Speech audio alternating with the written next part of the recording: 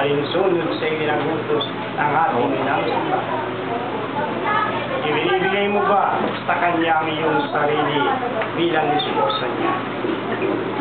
Mapayag ka bang siya ay maging esposa? Tinatanggap mo ba si Francesca na narito ngayon na maging tunay mong asawa alinsunod sa ipinagutos ng ating inang simbahan?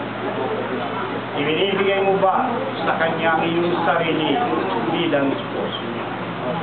Pumapayag ka bang siya ay maging esposo niya? Magdarasal kayo sabay ngayon, Ito'y panalangin niyo mula ngayon hanggang sa katapusan ng inyong buhay pagsasama sabay kayo. Ipagkaloob mo, Panginoon.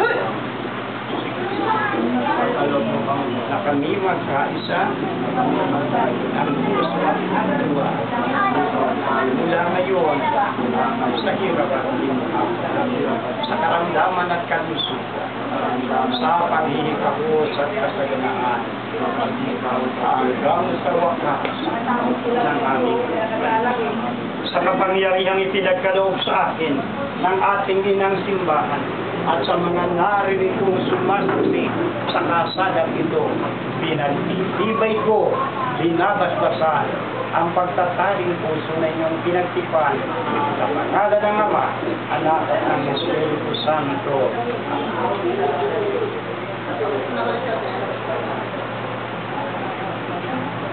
Alvin at Francesca, babasbasan natin ngayon ang inyong mga aras at sumusi.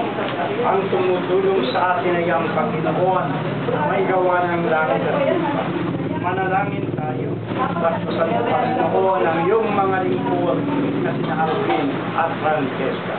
Nagkalooban sila ng masaganang kabuhayan na nakalarawan sa mga aras na ito panggamitin sa pagtatamo ng buhay na walang hanggan.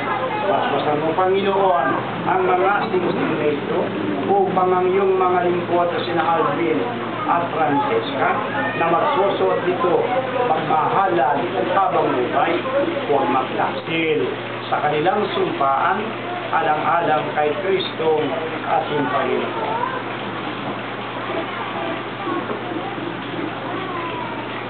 Ganyan na lalo. Baka makano po ba pakilig ng mga, ha?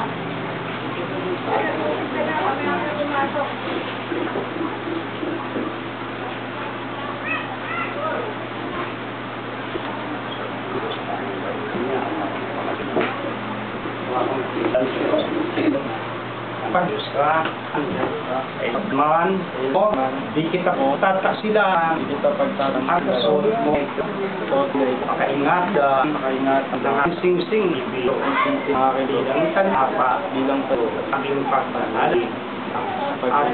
at ang sa iyo, ngalan at tapat, at anak ng Ama, ngalan ng Ama, at Alvin, man, di tataksilan kailan so kita pa nakaingatan ang sing-sing muro nilang tanda ang aking partner nagkatapat na sa iyo ala ng ipang matana ng ating Espiritu Santo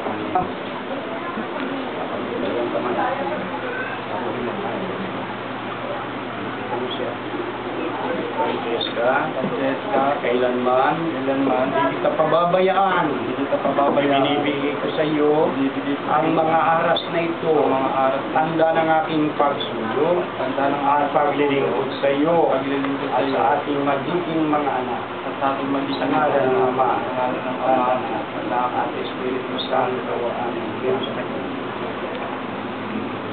Alvin, tinatanggap ko ito at ako'y nangangako na magiging kapuwang mo sa pangangalaga ng ating pamilya at ng ating magiging mga anak sa ngalan ng Ama at Anak at Espiritu Santo. Alvin, okay ka ba? Kamang trabaho mo? Akala niyong pag-aasawa laro-laruan lang ha, Francesca. Nagpadali kang mag-asawa, pati yung papa mo ha. Yung mga asawa mo, medyo playboy pa yata. May burloloy pa sa tenga. No?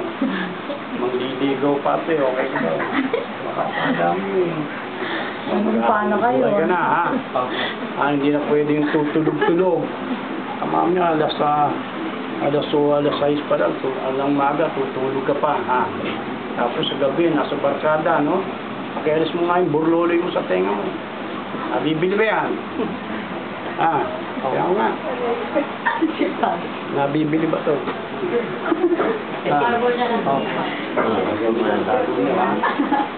Paano maghihikaw, ha? Paano maghihikaw, pitik mo sa tenga. Sawa ka na ba sa buhay dalaga? Ang dami mo nang haharapin ngayon. Marunong ka na bang magsaing? Baka bibili ka lang ng kanin sa kanto. O kaya sasabihin, uwian muna tayo. No? Kanya-kanya muna tayo. Kakain muna ako sa amin, kakain ako sa inyo. No? Iba-hiwalay kayo, no? Marunong ka na magsaing, marunong ka na maglinis ng bahay. Marunong ka nang maglaba. Marunong ka nang mag-away. Kapag kahit nagluluko-luko, kaya mo ihulog sa hagdanan. Alam nyo, bigas nyo, no? Hindi na kayo nagbabahay-bahayan lang, ano? Pag nagsawa kayo, kanya-kanya na, baalang na kayo. No? Ako nalulungkot ako, no? Kapag ako nagkakasal ng mga kaedad yun, no? Hindi lang naman kami kayo sangkot dyan, ano? Pati mga ninong mo napipirma rito, no? Pati ko, no? Napipirma rito, no? No? Lalo na ako, no? Makasabi si Father, kinusinti ko sa kinasal. Ganong edad, ano? Kaya nga, iisipin ninyong maedad, no? Pwede pa kayo tumakbo. Kaya agabyados na, no? Sabi ng tatay, okay lang daw.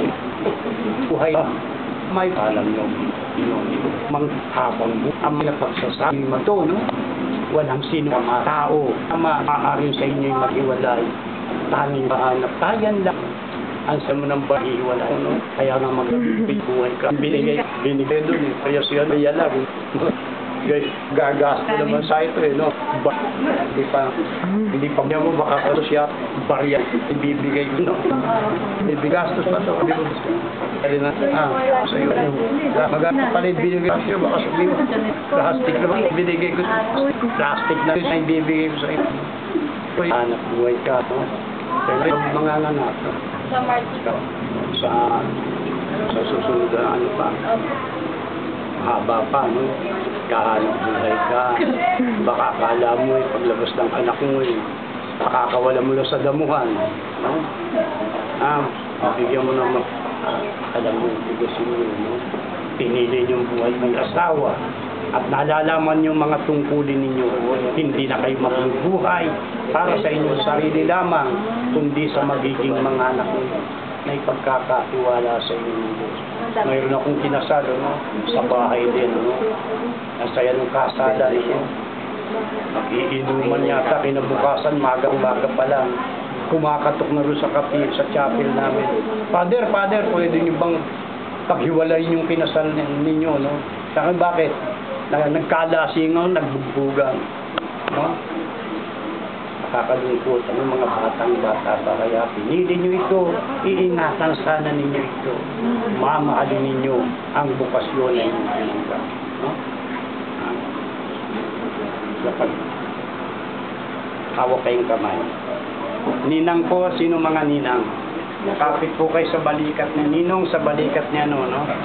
Dito po yung mga ninang sa balikat ng babae. Ninong sa balikat nito, no?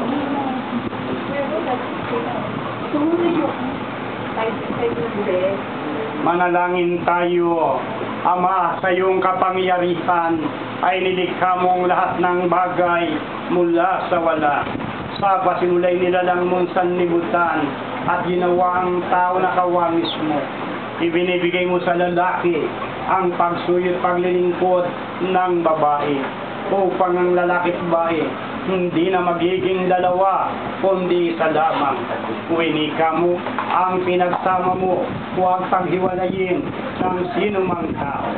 Ama, ginawa mong isang misteryo ang pag-isang digdir ng lalaki at babae upang ipahiwatig ang pagkakaisa ni Kristo sa kanyang simbahan.